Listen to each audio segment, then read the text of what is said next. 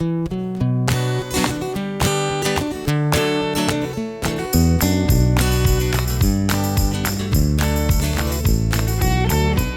the Underpowered Hour. We're off on spring break this week, so we're bringing you a classic episode with none other than Land Rover legend, Mr. Jeremy Hart. We'll be back next week with an all-new episode. Until then, here's the show.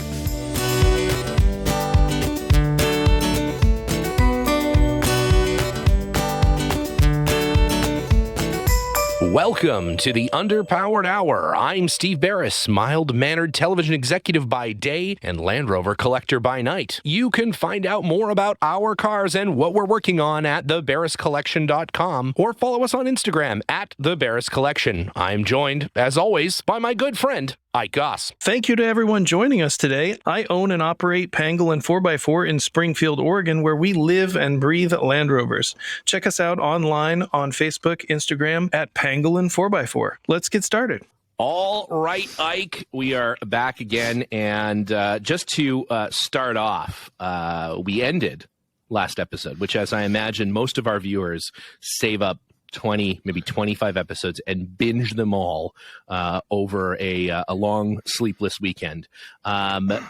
We stopped when the Camel Trophy truck on Bring a Trailer had about 5 minutes left to go. We considered continuing to record the episode, which would have meant we would have recorded for another 2 hours because it just kept going. Holy moly, did that thing keep going. And I believe your estimate was in the 70,000 range. Mine was in the 80,000 range.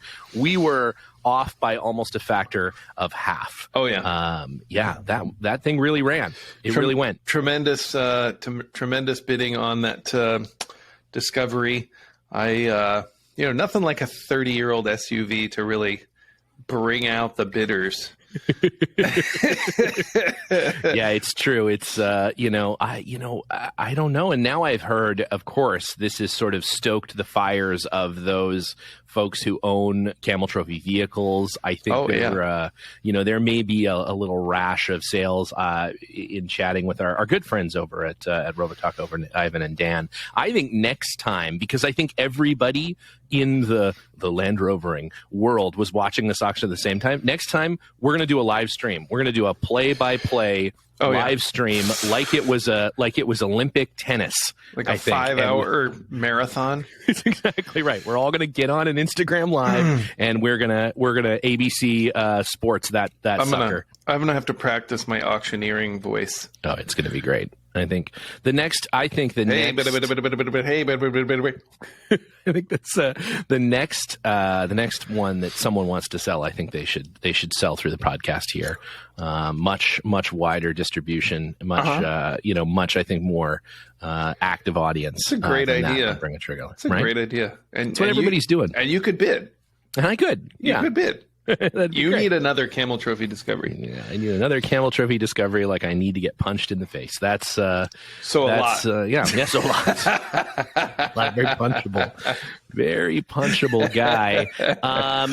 So on from that, I mean, I don't know. Is this the top selling Camel Trophy truck ever? We've yet to see a Defender example Camel Trophy car come across the block. I think that will be very interesting to see. If one of those comes up in the future, that could be even more. I mean, are we going to get a $250,000 Camel Trophy truck? Does that mean that it has sort of hit the space of legitimate motorsport collecting? I don't know. I guess we'll just have to see. I mean, I guess that's a moving target, right? What do you consider as a legitimate, Yeah. And legitimate motorsport? Yeah. I mean, I don't know.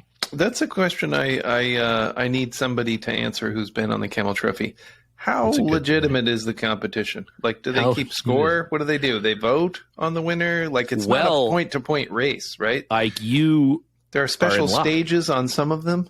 You're in luck because today, in just a short few moments, brief moments away, our guest is Mr. Jeremy Hart, what? legendary journalist. How did we get him? We have kidnapped members of his family. No, has no idea. No, he thinks this is an episode of Top Gear, and so so please no one mention it until the episode has come out. Don't tell him. But of course, Jeremy has been on many, if not most, of the Camel Trophies, including the one with boats, which is I'm sure a fun conversation, as well as any number of amazing cross-country. Across many different country expeditions and rallies and things. So we'll talk to him about that coming up in just a moment. But before that, I wanted to just quickly touch on, because this is a personal argument that is happening in my family, as well as I think of many families. And there was an article that I read this week about the Land Rover Defender, the new Land Rover Defender, the McGovern, being better as the 90 than it is as the 110, that the one you should be buying is the Defender 90. Of course, you can't buy any of them because they're sold out everywhere, and especially the 90. This 90 is even more sold out, but that imagine a world where you could buy them, that you should be buying the 90. So much so, in fact, that there was a design award a couple of weeks ago that awarded the Defender 90 the top designed car in some made up contest of some sort of thing. But it seems to be that people are really keying in on the car, even though it's missing two doors. What do you think? I have thought this from the beginning, from when we saw them unveiled in Palm Springs, that the 90 was a better looking vehicle. And, I think it has to do with the proportions, in my personal opinion. The 90 has a short overhang, traditionally, and that's still true of the new 90, but it is not. It is also true of the 110. So the 110 doesn't look like, proportionally the traditional 110 vehicle in profile, right? In an elevation. So you had that space over the rear wheel in a 110, which we kind of talked about when we talked about the 130. The 130 does have that overhang, and so proportionally it looks more like a traditional Defender product. I think the 90, retains that look, and it doesn't have the signature panel. And, just a few elements make it look more traditional Defender. Like it would be easier to style it in a retro way that would make it look like an older Defender. So I think people are responding to that. I've seen some folks who have gone through and done a sort of, accessorized, retroized, if you will, Defender 90. And it does look pretty good, I have to say. I've seen one with the black roof, especially the wheel flares, the fender arches, the plastic fender arches, just give it that sort of hint of classic Defender that I almost wonder if it wasn't a mistake to not include those as the standard and have a fender arch remove as an option. Because they do really, it's funny how something's just little like that, right?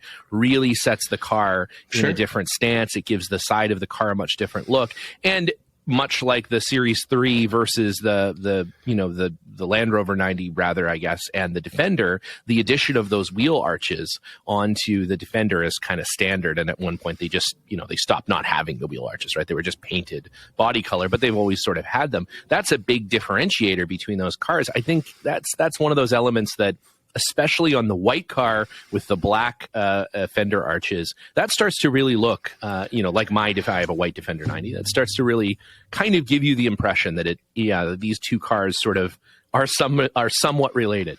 Yeah, I think for me, it's the blue with the white roof and the black fender arches that some people have done. That really sets off that traditional look for me. The steel wheels, for what they got too many holes, and we talked about holes. We've been down this road. Of course. They got like 150 holes in them. And so I don't know. That doesn't do it for me. Yeah.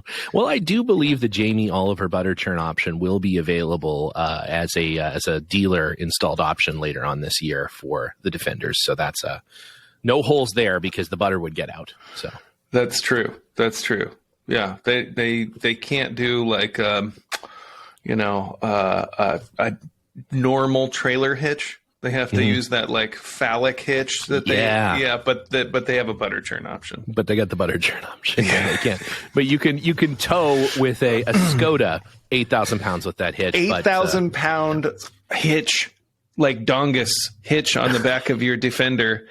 It's but ridiculous. Not 1 pound more. No. Not 1 pound more. No, certainly not. Yeah, I it's funny that you say the blue with the white roof, because like I'm really torn. Blue with the white roof. Do I have a black with a white roof with a white body to sort of match the Defender 90 that I have?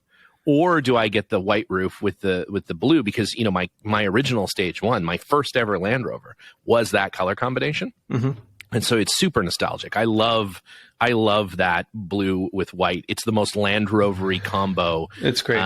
You know, I also kind of like the sort of that sort of pastel green color that they have is kind of neat. They have some neat colors, and they tend to just look better on the 90. Like, it's interesting, and I don't know if because the glass sort of separates the roof from the body in a little bit more elegant way than the 110. But yeah, I don't know. And I hear it's not. I haven't tried it. I'm going to have to go. Maybe I'll go down to one of our local dealers and try this out. Maybe I'll take a video and I'll put it on Instagram.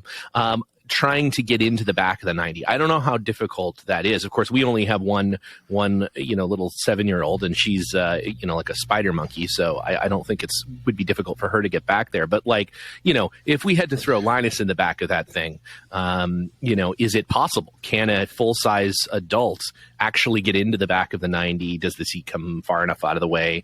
And I guess if you're doing that every day, and like you have a family of 4, with 2 teenagers or something, the 90 may not be practical, because, flipping the seats up constantly to get people in the back, that probably doesn't make sense. But at the same time, I don't know. I think it's kind of a neat vehicle. Now, I do know there's absolutely no cargo space behind those rear seats when you have the rear seats flipped up in the 90, just like the modern 90, just like my 90, there's no, if you had that bench seat in, which I don't, but if you had that bench seat in, there's no cargo space at all with the seat down. So I don't know.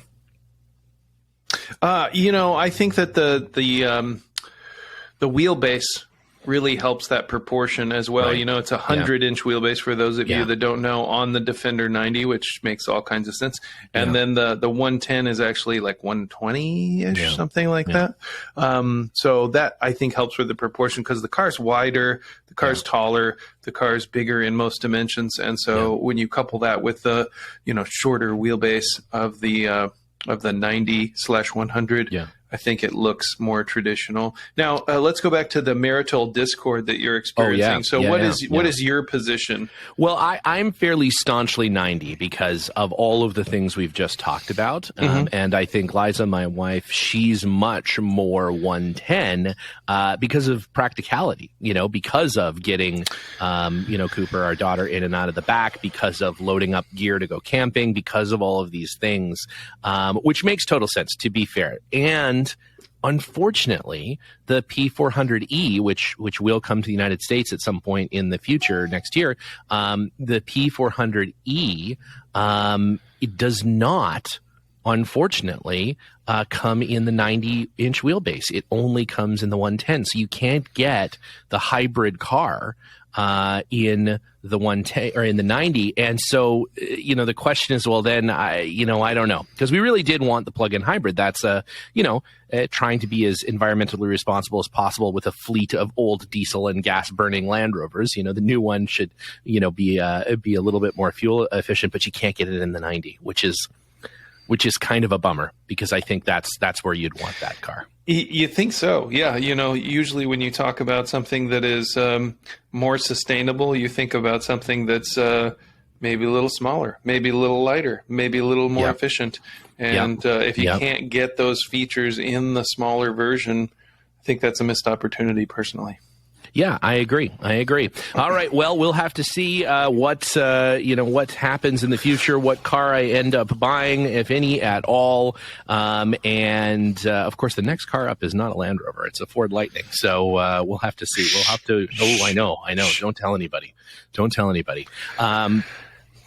But again, huge deal, huge get. Please don't tell him that this isn't Top Gear. But coming up right now, we're about to start up the interview machine, fill it full of maple syrup, which was just coincidentally, extra maple syrup had to be released from the Canadian Reserve. Strategic Reserve. The Strategic Reserve. It's a sign of the end of days. When we tap into the Strategic Reserve of maple syrup, it is one of the signs of the apocalypse. So, at any rate, let's gas her up with the finest grade A maple, and let's get Jeremy dialed in. All right, so we are here. Finally, hugely anticipated on Ike and I's part, ever since we bumped into each other at Bob Ives' farm in the middle of, if I had to describe it to you and my life depended on it, England. I couldn't. There's no way I could draw a map to Bob Ives' place. It's by some hedges. Sort of south of England, south of London, by some hedges. The incomparable Jeremy Hart, journalist, adventurer, a collector of machetes, all around amazing gentleman. Welcome to the show. Thank you for joining us, Jeremy, this morning, afternoon, evening, and such a thrill to have you. Well, I'm delighted to be here. It was great to meet you guys in England, and yeah, he was the third hedge on the left, and that's about accurate. Yeah, that's right. Yeah, now, man, we finally just happened to drive by a driveway and there's a bunch of Camel Trophy trucks down there. Quickly turn left, and didn't manage to get our Skoda high centered on the farm. So that was personal best Skoda off-road trip. You did almost run over that fellow who was in a sleeping bag in the middle of the parking area. Yeah, our good friend from the Land Rover photo album just went ahead and just bivy bagged under his series or under his Discovery there in the parking lot. He was canoodling with a drone, I'm pretty sure. Yeah, he was. Yeah, that's true. Wouldn't have been Bear Grylls. He probably would have been in a hotel. Yeah, that's that's right. There was no good hotels. Allegedly, that's right. There's nobody's ever panned to the left or right of any one of those shots. I don't understand. Starbucks on either side. I don't understand how those people on the production can take that seriously. Like, he's eating a bat, and like the production crew's just sitting there eating Luna bars. Like, yeah, no, it's good. Bat flavored Luna bars. Bat flavored. So it's all right. It's all in. So look at the ingredients. There's probably a bit of bat. There's a little bit of bat in there. There's a little bit of bat in every Luna bar. That's why we're in this pandemic right now. It's a fucking Luna bar. That's exactly right. So, Jeremy, we ask everybody a few questions just to kick things up, just to warm things up, if you will. So, the first question we always start with, because I think Ike and I, again, are trying to figure it out for ourselves, this experiment in explaining why it is that we do this. But why? With all of the brands in all of the world, is it that you are a fan of the Land Rover? That's a very good question. I didn't grow up with them. We didn't have Land Rovers in the family, but when I started out as a journalist, I saw an advertisement for Camel Trophy and thought, well, that looked fun. So found the name of the PR and said, are you taking any journalists? He said, yeah, 2. And I said, excellent. How do I get on? He said, well, if you can find enough outlets to take a story on Camel Trophy. This was 86. Right. And at the time I was about 21. And so found about 4 or 5 outlets to take a story on it and got invited. That was my first relationship with a Land Rover was Camel Trophy. So your first time in a Land Rover was in a Camel Trophy Land Rover. First time in one, because we did training and everything else. But that was my first trip in a Land Rover. Was in a Camel Trophy. Yeah, that's in at the deep end for sure. As I think most people's first trip is down to the shops or something, and certainly here I think most people's are back and forth to the Costco. But wow, that is quite an intro. So given that, then what is of all Land Rovers, doesn't have to be necessarily something that you currently have or have had, but what is your favorite Land Rover? I'm lucky. I've had a few. I always fancied a Series 1, but you know what? It's nice idea and all the rest of it. But having been in a Series 1, it's if Costco is really nearby and the road is very smooth, that's great. But not for anything else. I had a 97 NAS. I had a 4-liter NAS in the UK, which was very, very unusual. Yes. Anyone knows they were all automatics in 97. Yep. Mine was slightly different. Your friend of mine, Phil, at Dunsfold, dropped a Wolf, the military spec Defender transfer box into it. Okay. Because for some reason, Americans like driving around at 1,200 RPM at 90 miles an hour. Yes, absolutely. And in the UK, our roads need a little bit more get up and go. Yeah. So the transfer box enabled it to accelerate a little quicker, and I would regularly take Porsche 911s to 30 off the line, and with a straight through exhaust as well. Oh, fantastic! Oh, that sounds like a great car. Yeah, I drove my NAS Defender here this morning, and it is nothing. No one would ever accuse you of being quick off the line. I sold my NAS Defender because I prefer driving to Costco. Actually, I don't go to Costco in my Series 1 because I just like Series 1s. But yeah. Wow. I was driving my Series 1 this weekend. It is it is absolutely an acquired taste. If it was your only car like it is Ike's, you have to have a certain, disposition, a certain Sasquatchian disposition that Ike really embodies. And I could do Sasquatch, but I thought to be on Her Majesty's YouTube that I would not only give the top a buff, but also go around the chin. But I feel very inadequate up against you guys. Well, yeah, I certainly wouldn't make the ZZ Top audition. We were accused of that multiple times in the UK. Yeah, it's funny. I think in the UK, the only people that anybody has ever seen there with truly long beards, with wizard beards, are ZZ Top. So I appreciate that. Good guys, ZZ Top. They're good American legends. Rusty unfortunately just passed away just a couple weeks ago. That's very sad. Rest in peace.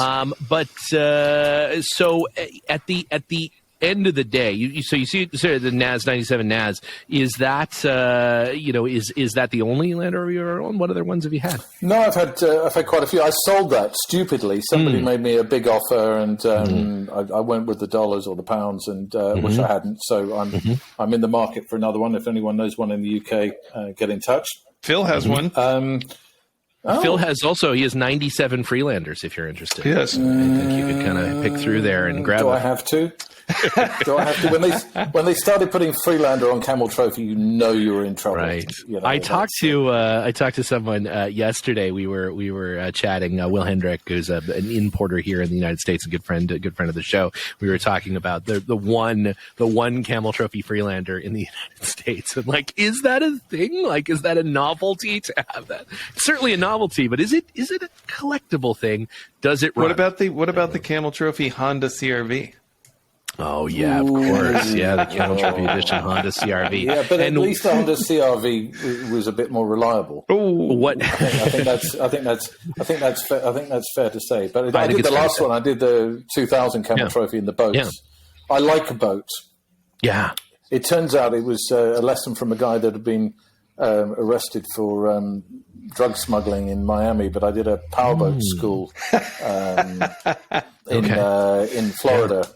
And 90 miles an hour in a powerboat, that was true Don Johnson style. So I like a boat. So Camel Trophy with boats was fine, just not the vehicles. Well, that's a good place to start, maybe, Jeremy, in the amazing saga of you and the Camel Trophy, nearly 20-year history with the Camel Trophy.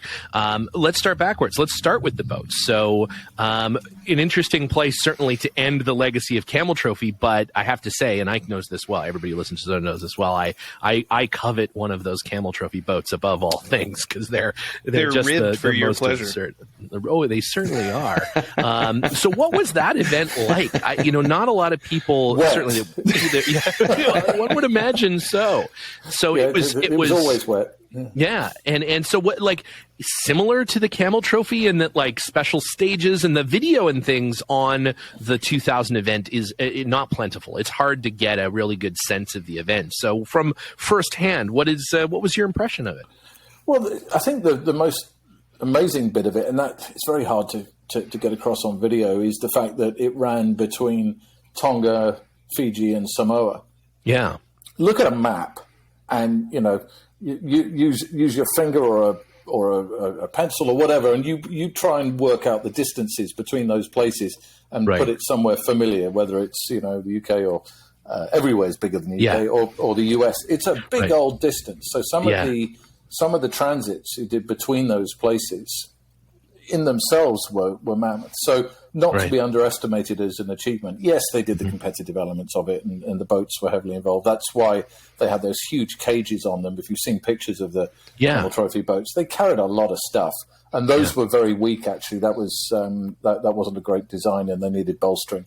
Not for the first time. That happened in 87. We had to strengthen the roof racks. But it was a lot. They were carrying a lot of stuff, whatever it was, paddle boards, kayaks, all kinds of shit, but it was good to be the final one because it was different. I was very fortunate. I did 86, 87, 88. So that was Australia, Madagascar, Sulawesi, which is in Indonesia. And then I thought, right, well, I've probably done this now for a bit. So went away for a few years, let Bob and Joe Ives. Sadly, I wasn't there when they won in 89. And then came back in 94, 95, which was Central America, and the one across South America as well. But by then, it had started to soften up. And I think post 95, no disrespect to anybody that was on it, because even to get into Camel Trophy, you are a legend. Yes, but huge I think achievement. The format by then had become very soft. It had started to pander to things that the original ones hadn't done. But the world had changed. If we think we live in a politically correct world now, the difference between, even the mid-'80s ones and the mid-'90s ones was hugely different. So to finish with 2000 in the boats was great because you couldn't compare it to anything else. You couldn't go, this is better than the Trans Amazon in 79 done in Jeeps, or Borneo in whatever it was, 84, which was so hardcore they had to helicopter the cars out, all that kind of stuff. So was it better than the Freelander and kayak event? I don't remember what year that was. Anything is. I love most Land Rovers, as you can probably tell, but Freelander is not high on my list, and it did well for the company, and they made some money out of it. But and now let's face it, you look at most crossovers or soft SUVs or whatever. It was a leader. It was it was a pathfinder, if you want to call it. And, it's not that bad off-road. By the time they finished the Freelander, it was actually, it was pretty capable. The early ones, though, were more car than... Getting to the place where you would drive off a road is really where they succumbed, to road. Maybe they would be okay off-road, but it was just driving a car normally. They weren't great struggled. at that. Well, here in the U.S., we only got the V6 versions, which in retrospect are not well thought of. And so there's, I would say in the whole United States, there's probably like 100 Freelanders on the road still running and driving. Maybe. They sold a lot of them, but... It might be 8. Might be 8. I'm being generous because I never see them. Great. Yeah, it's not great. You see them every once in a while, but never running. I see them for sale. They come up every once in a while. Never running. I've never found one that you could drive away. Now, this is a little controversial. There's a challenge. Sorry, go ahead. There's a challenge. Make one run. There's a challenge. We'll do that. We're going to do that. We're going to give Ike 2 days and a Freelander. I couldn't do it. And you need to drive out of the woods. No, we couldn't do it. Leave you in the woods with a Freelander. It's true. What now? Controversially, some people compare the styling of the Freelander to the new Defender because it has that central grill area that protrudes a lot more maybe than the traditional Defender, which is quite flat at the front. What do you think of that? Well, I've got a new Defender, and I've never once looked at it and gone, oh my God, someone's going to think I'm driving a Freelander. Oh, no, now you're going to know. Somebody compared it. What was there's a Ford that you guys had. We never had it. It looked like an elongated kind of mini. Yeah, Ford. Yeah. The Flex. I think it's the Ford Flex that people compare it. Yeah, as in Funkmaster Flex. True, it is exactly that. Yeah, I believe he designed it. In fact, I think I've had the pleasure of going to Funkmaster Flex's garage in New York. Yeah, and he was a lovely man. Lovely. Mm-hmm. So anyway, new Defender Freelander. I think that's harsh. I gave up a 2015 Defender for one of the new ones after seeing Bob Ives, legend, Camel Trophy, winner from '89, post a picture of him in one of the new Defenders. And I messaged him. I said, "Oh, is that some kind of freebie from Land Rover?" And he went, "No, I bought it." I went, and ... And he goes, "It's awesome." Yeah. And so as of August 2020, I am the proud owner, no freebies, of a full drug dealer spec black on black. We've seen it. We were there. I have. I've seen it. It is murdered out. Yeah, it's murdered all the way totally out. Murdered. Well done. I put a few tricks on it. It's got a front runner roof rack and Melville and Moon seat covers, which are all South African stuff. Really good kit. Yeah, really good kit. Looks amazing. So, did Funkmaster Flex consult on the accessories package that had on your? It seems as though he may. No, he didn't. No. Mine, and if there wasn't any mud on it, I forgot to put some on. But mine is actually properly capable of going. Properly capable of going stuff. Yeah. So, no, we started this episode with a conversation about the new Defender, and my wife and I are currently in conversation about do we have a 90 or a 110, and all of the marital dispute that goes into that, because I sort of fancy a 90. Well, does anybody really win in that? But I'm going to tell you a story just quickly. Sorry to interrupt. Is that we were on a holiday, we were on vacation in the Alps, and there happened to be close to the hotel we were staying a classic car auction. And my wife goes, "You knew that was happening, didn't you? You just knew." And I went, "No, honestly, I had no idea that it was going." And this was probably 18 years ago, and one of my all-time dream cars is a Lancia Stratos. Oh, yeah. And they had one for sale. And it was £70,000, so about $100,000. And I was like, well, I don't have that, but for a Lancia Stratos, maybe I could borrow it or whatever. Anyway, unfortunately, my son, who was small at the time, then went and told my wife, who then came and said, "Do we really need a Lancia Stratos?" They are now worth about £500,000. And so that is the one and only time that we've ever worked together on the family car buying. Yeah. No, so I have to say, honestly, go for the 110. The 90, unless you have no friends, which I doubt. The 90 is small. Yeah, I like the idea of not being able to take anybody in my car with me, and I can just kind of go off by myself. And it probably, honestly, at the end of the day, will be a 110, and that's because of the P400E here in the United States. The hybrid is only available, the plug-in hybrid is only available in the 110. And that's really something that we are striving, as I have a fleet of diesel and gas burning cars. It's, striving to be slightly more environmentally responsible. And so that may just kick it at the end of the day anyways. But good to know that you're a fan, and certainly, and Bob Ives is coming up on the show here soon. We'll have to ask him about his fondness for the new Defender as well. I think initially, design wise and whatever, it kind of got a bit of a bad rap. I've actually always kind of liked the way that it looks. Because you have a black one, you don't have the signature panel on the side of the car that sort of sticks out awkwardly. It's black with the rest of the car. What was Geraldine thinking designing that? What was he? He was on another planet. Maybe it was on the same folder as the back of the current Discovery. I don't know. It could have been. That's right. Exactly. I like to think that there was like a design, that he was working with, and he just like forgot and like left a document open on his computer, and like took a screenshot of it, and then he had a meeting, and then he was like, "Oh yeah, I meant to do that," because it just looks like a sheet of paper with a little Land Rover logo stuck to the side of the car. It looks like the dealer's window sticker is like permanently attached to the car. Yeah. One thing that Ike has taken to do is signing the signature panel on cars. So if he's in the parking lot of if your Defender is parked up somewhere near Eugene, Oregon, you may get an Ike Goss signature across that panel. It's true. Yeah.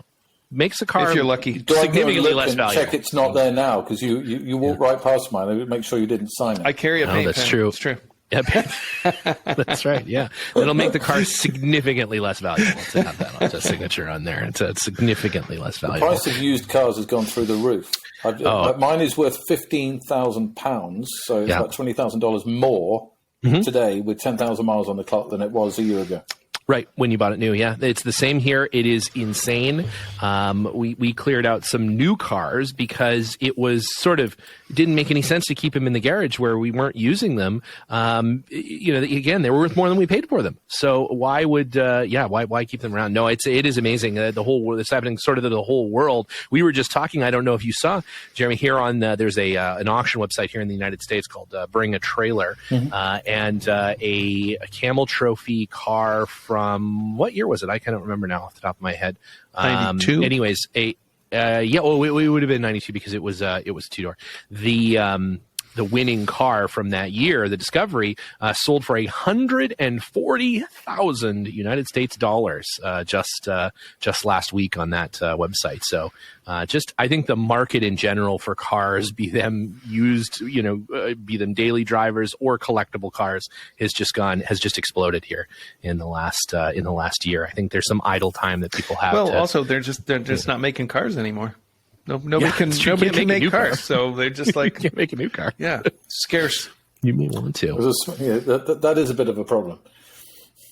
So, Jeremy, one of the things we wanted to talk about is your mini trips, and many times people, you're lucky if you found somebody who's driven across the United States on a road once. You would be even harder pressed to find somebody who's driven across the United States, fully more than once. And I would say it's nearly impossible to talk to someone who has driven across the United States many times, not using any paved roads. And so let's talk about that a little bit. So, if I can come back to it. Sorry, no, we'll talk about it again. Let's talk about that a little bit. Let's talk about driving across the United States, not using any roads, and this is as so far as I understand it, but correct me, more or less based on an off-road motorcycle sort of route that was sort of pioneered for motorcycles. And oh boy, let's just wait until all that shit's done. Yeah, that's gone. Sorry about that. That's all right. No. The joy of working from home. It wasn't even an office call. I do apologize. No problem. No worries. We can edit that out. So it's no problem. Yeah, I'll just start it over. So there's no problem. So the sort of the task of undertaking an off-road cross-country, especially, and this isn't crossed England, which Ike and I have done accidentally by a number of times. We took a wrong turn and we crossed 3 times. Like, oh, shit, we're in Wales. Yeah. Or you're in New York and you get off you stay on the subway one extra stop and you're in friggin' New Jersey. But this is the entire United States, where you didn't just stay on the subway too long and end up in New Jersey. You stayed on the subway too long and ended up in California. So what is that like? Talk to me about, first of all, where does that idea come from? And then logistically speaking, how do you plan that route and decide how to, get all that done?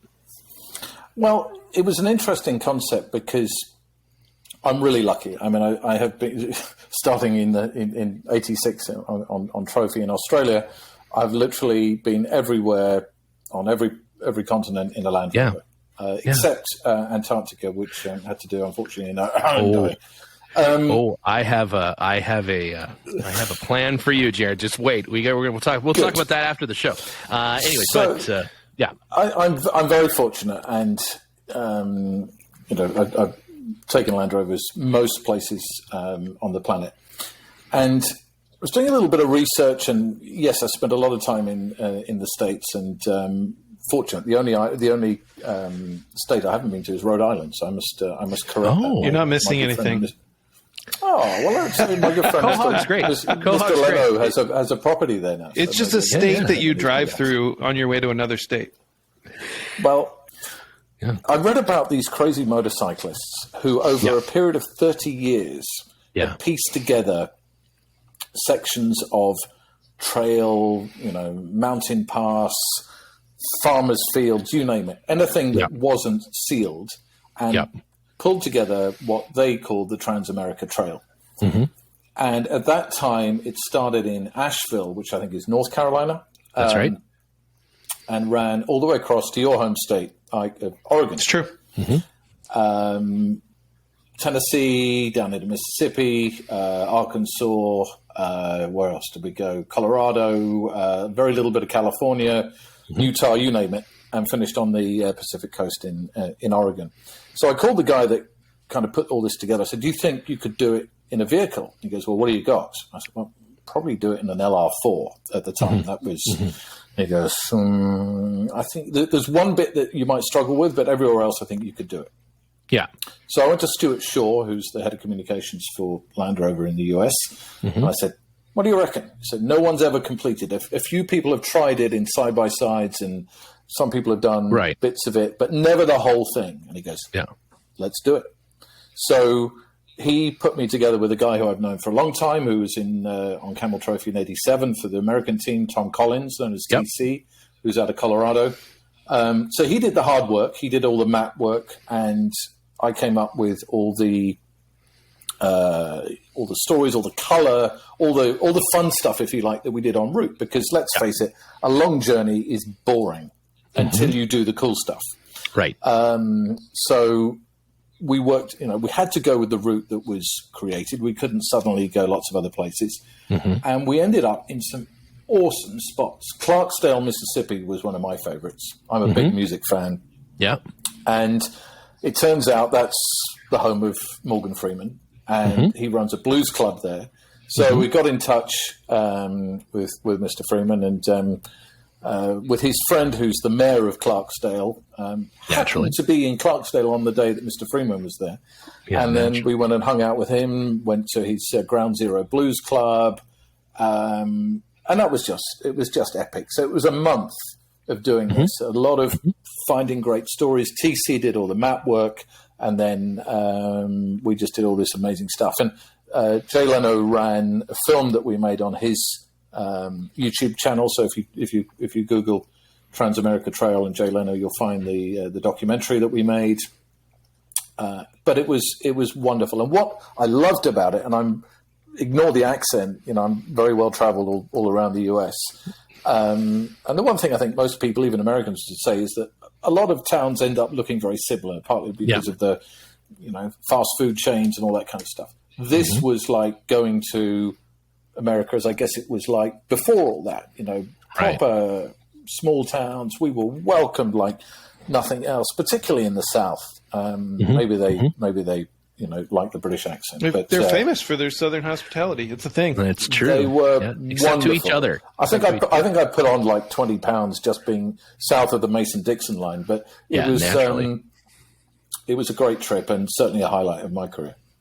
That's amazing. Yeah. Well, and I think it's one of those things where, to the best of my knowledge, there are parts of that trail now that are paved or are, no longer. It's every day it gets a little bit more difficult to be truly off-road entirely across string that all together. The United States. Yeah, to be able to do that without hitting a stretch of pavement. So a pretty amazing thing. In the same way that you could never do an Cambridge, Oxbridge. Just hyphenate Oxbridge. There is a thing called Oxbridge. Anyone that went to Oxford or Cambridge it's known as Oxbridge. So it's the Oxbridge. Yeah. You could never do an expedition like that again because of the countries involved, and some of them are just completely impassable now for political reasons or whatever. It's sort of, unfortunately, the frontier lands of North America, this is sort of similar thing is happening where there's large stretches now where, you can't really do that anymore. Either the land's private or roads have been paved or whatever. So that's, I have a habit of going to countries which soon after then close or have civil wars. So, there is a correlation. So it's your fault. I was going to say. No, I think Syria had its own problems, but shortly after it became no go. So some of those may stretch back as far as biblical times, but others it's impossible to entirely rule out the fact that you may have it's probably your fault. Incited. I'm old, but not that old. So another casual interest, and then we'll sort of dive a little deeper into the journalism aspect. But this is just something that I'm interested in talking to you about. Your replica of an 1881 electric trike. I guess, I mean, sort of a precursor to a car. Certainly was earlier than that, but is an electric bike. So you've replicated this. What gave you the idea to replicate an 1881 electric trike? Well, a bit like you were saying, at one point I had three vehicles in my driveway with V8s in, and I guess I'll always love things that burn fuel and make a good noise. But one way or the other, we've got to go green at some point. And more recently, my life has been spent coming up with and executing things like the expedition across America, but also. Yeah. I hate to use the word stunt because anyone that's worked in TV or films would think that's a fake thing. But all the ones that I've come up with, we've done for real. So, for instance, we put a Jaguar on a high wire over the River Thames, which was pretty amazing. We put a Subaru down a bobsled run in San Moritz with Subaru USA, great bunch of guys. And these kinds of things we're doing pretty regularly at the moment, and there's very few people doing stuff like them. And I was researching a possible idea with electric vehicles, and just happened across the fact, and this was February this year, across the fact that the first ever rechargeable electric vehicle was a tricycle made in Coventry, of all places, the home of Jaguar, but then modified by a Frenchman who put his own rechargeable battery and motor onto it and ran it down the streets of Paris in April 1881. So I was going, wow. That's in that 140th anniversary is in 8 weeks' time. Yeah. So I love the internet. Found a guy in Yorkshire in the north of England, which if you were going to Wales and ended up in Yorkshire, you got lost. And he we've definitely done at some point. Oh, okay. I guarantee you. Yeah, that's definitely. Well, next time you get lost in Yorkshire, go see this guy. He's called Christian Richards, and he builds replica penny farthings, all sorts of Victorian bicycle-y type stuff. Yeah. We would call that a hipster here in the U.S. Yeah. And yes, but his are not made out of... Anyway. Yeah. I called him. I said, could you build a replica of this Victorian tricycle and stick an electric motor on it in 7 weeks' time? Right. And he went, yeah, sure. So we got some funding from a electric van manufacturer called Maxus. And away we went. So he built it. We filmed it, and then even in the middle of lockdown, because you could still take transport between the UK and France, even though people couldn't go between the UK and France, we put this electric tricycle in a Maxus van, got it driven over to Paris, and on the 140th anniversary, rode it down the street in Paris where this guy, Gustave Trouvé, who had done the original one, did so. So that was it, really. It was...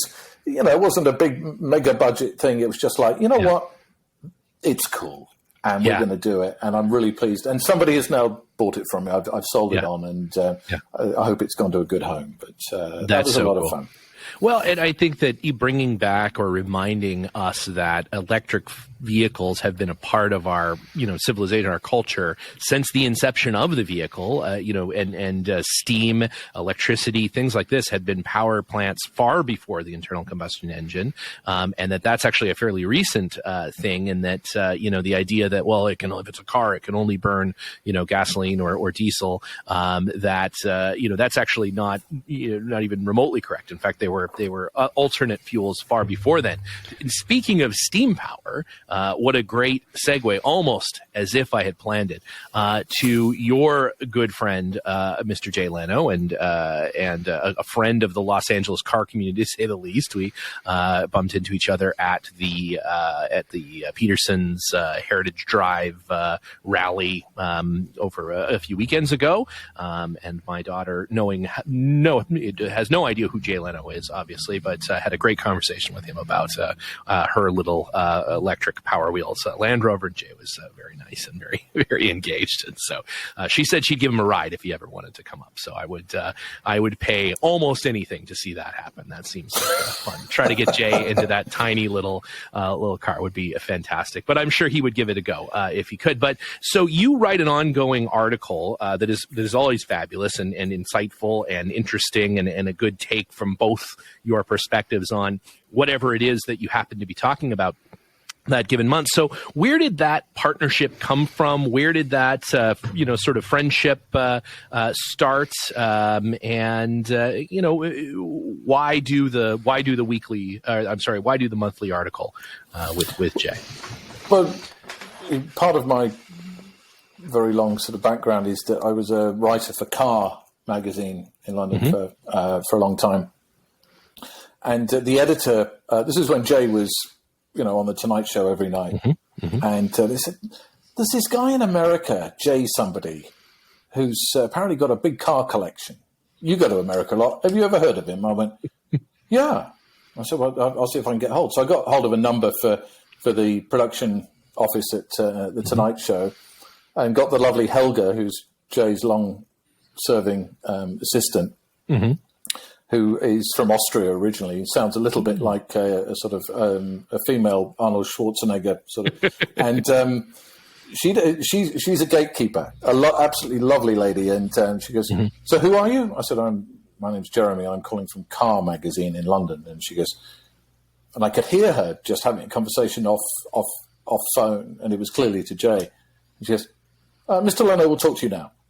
So I went straight through to him, and he said, you write with Car? I went, yeah. He said, oh, what do you want to do? So I said, well, I'd like to come see you and meet you and write about your cars. So that was it. And that was probably 20 years ago. Wow. So that was it. And ever since then... Seems straightforward. We've become good friends. We've done lots of travels together, taking him to Japan with Nissan and Toyota, getting him to travel around Japan on the bullet train. Yeah. That was a lot of fun. He came over to Europe. He went on Top Gear. He was the star in the reasonably priced car on Top Gear. So we've had lots of fun together. And Octane, classic car magazine out of the UK, within literally the first month or two of it being a thing, said, do you think Jay would do a column? And at that point, Rowan Atkinson, best known as Mr. Bean, big car collector, Nick Mason, drummer with Pink Floyd, another big car collector, they all had columns. So Jay said, yeah, sure, that'd be great. And whatever we are now, 18 years on, we're still doing it. So I don't write it. Right. Basically what started with, okay, well, what do you want in this one? And I would throw ideas in and he'd throw ideas in. And, it's Jay's column, so it was his final decision. So, yes, it's a collaboration, but what you're reading and hearing is what Jay says.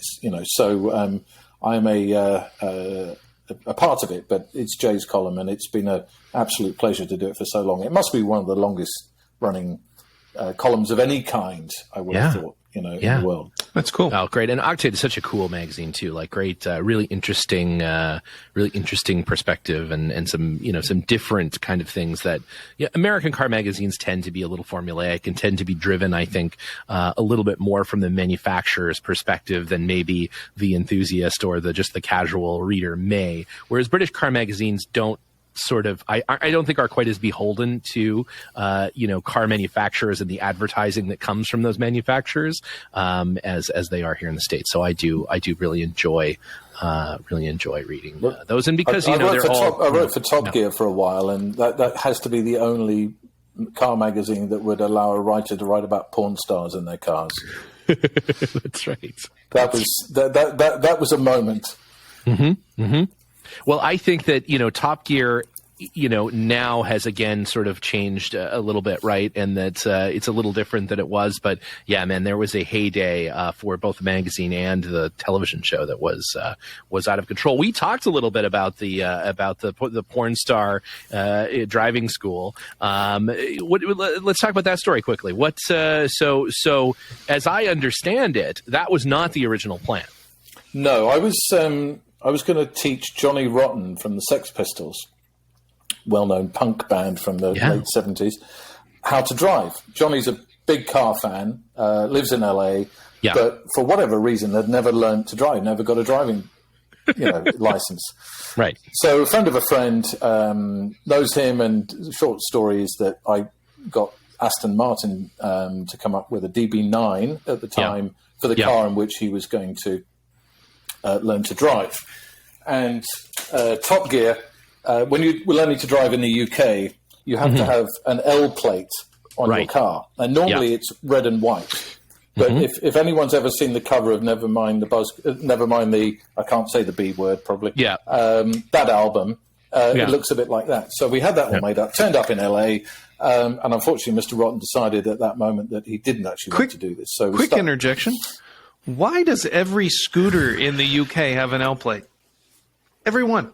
Every scooter in central London had an L on it. Every motorcycle as well. It had an L on it.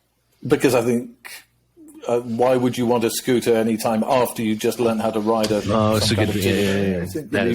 Because girls like scooters. That's why. Girls like scooters.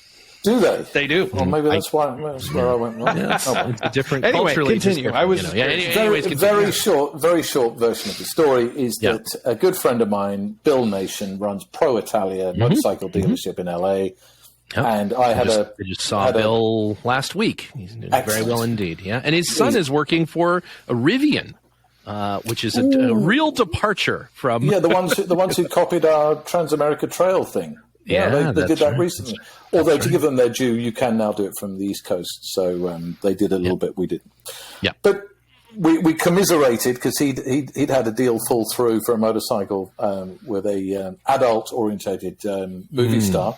So I said, well, porn stars into their cars and bikes. He said, yeah, absolutely. I said, well, this guy owes you a favor now, doesn't he? And he goes, yeah. I said, well, how about he and a select friend of his come and be in our story about porn stars in their cars? So that's what we did with the Aston Martin. Yep. And the story ran in Top Gear, and I think the then CEO of Aston was not very pleased about the use of his car. Not what he envisioned. Not exactly, but it's a story I won't forget. But good times. It's a whole new demographic, though. I think that's I think Aston Martin needs to drop a bit of the stodgy. I mean, they make an SUV now, so I think anything goes. There's just you can do anything now, I guess.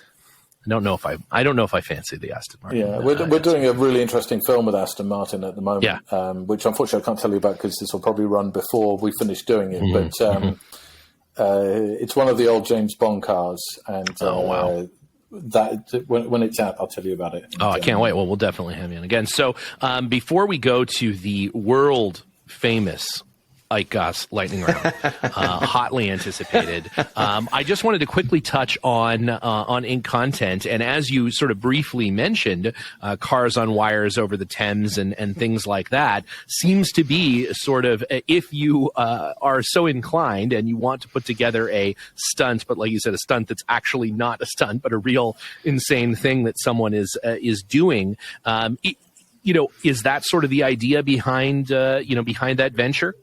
Yeah, so I run two agencies kind of under the same umbrella. One is Ink Content, to be found at inkcontent.com, INC Content. And the other one is Timbuktu Content. And Timbuktu is a place I've been to many times when I was doing the TV commentary for the Paris to Dakar rally.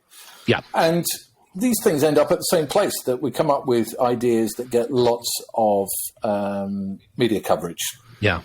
And not in a way that a PR would do ordinarily. So we've put a Jaguar on a high wire over the River Thames. We put a Formula E electric race car on the ice cap in Greenland. Admittedly, after the plan to run it on an iceberg failed when the iceberg exploded. That was a little unfortunate. Hard to foresee that.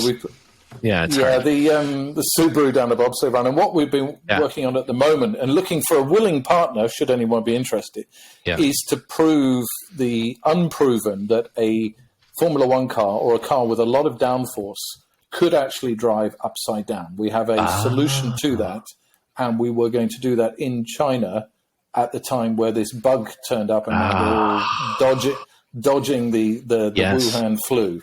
That's right. And we're already at Omicron. We don't have that many Greek letters left to go. I don't know what happened to everything between Delta and Omicron, but holy moly. Yeah.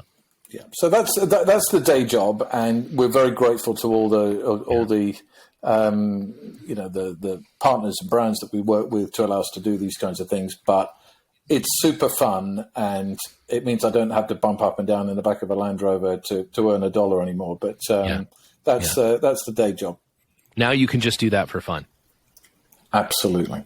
That's right. All right. Well, without further ado, I think it always the most anticipated, certainly by Ike, if not by anyone else, a portion of the show, and my favorite, because I don't have to do anything. Yeah, prepare yourself with a machete. We're ready to go. Is the world famous, known the planet over, Ike Goss lightning round question. So Ike, take it away. Yeah. Well, if you haven't heard the show before, Jeremy, quick questions and just brief answers, and there'll be a few, so do your best, and here we go. Are you ready? I'm ready. All right, we'll start with some easy ones. Gas or diesel? Gas. Ooh. Coils or leaves? Coils. Sand glow or bronze green? Sand glow. Continent with the best food? Hate to say it, but Australia. Ooh, interesting. Ooh. They can't do bacon. Anyway, funniest exclamation after a vehicular failure? Oh, something like that. Pretty traditional. Best way to remove gear oil from your underwear? Take your underwear off. Ooh. It doesn't get it out, though. Who cares? Perfect. You did great. I love it. Thank you. All right, Jeremy. Well, hey, thank you. And like I said, part one of our 29-part series with Jeremy to get even into the top 10% of things that you've done over your career. Absolutely amazing and awe-inspiring. And please come on the show again, will you? Will you come join us at some point again in the future? Maybe when this I'd love to, guys. You guys are doing an epic job, and I'm pleased to be part of it. That's how we like to explain it. Epic. It is an epic amount of nonsense about a car that very few people care about, but we are the few and the proud, and we really appreciate you joining us. Yeah, thanks so much. Well, thank you. Well, as predicted, Jeremy is nothing if not an absolute wellspring of stories about porn stars. So. Phenomenal. A gentleman and a scholar about more than porn stars. Jeremy's great, and what a wealth of expertise and knowledge about overlanding expeditions, crazy vehicle stunts. Really interesting guy. Yeah, super, super cool. What a great show. So coming up here in the next couple of weeks, we've got our incredibly good friend and just amazing, legendary individual, Bob Ives, winner of the 1989 Camel Trophy, along with his brother. He's going to join us. We've got lots of great stuff, lots of great guests coming up. We haven't had a guest in a little while, but it's nice. This is great. I love it. I look forward to the lightning round so much that it was nice to have that back. Again, check out the Underpowered Hour shop. Bigly sales there on the Black Friday and Cyber Monday. We still have some stuff left. We're restocking for Christmas, but head on over there if you want to get someone you're not super fond of, maybe a general sort of casual acquaintance. You want to grab them something, head on over to the Underpowered Hour shop. YouTube episodes, they're up there. They're on the old YouTube, and we're gaining followers on YouTube like it's our job. So we appreciate those of you who have subscribed, and for those of you who just want to know what we look like, you can head on over there. Trust me, you'll be disappointed. Yeah, or visit Ike at his home. Either way, it's fine to do any. Yes, I live in Valencia, California. In a cave underneath a roller coaster at Magic Mountain. So please come say hello. Well, Ike, as always, it has been a pleasure, and look forward to catching up again next week after I've finished my 1881 electric tricycle replica. So. I am looking forward to it. All right, Stephen, take care.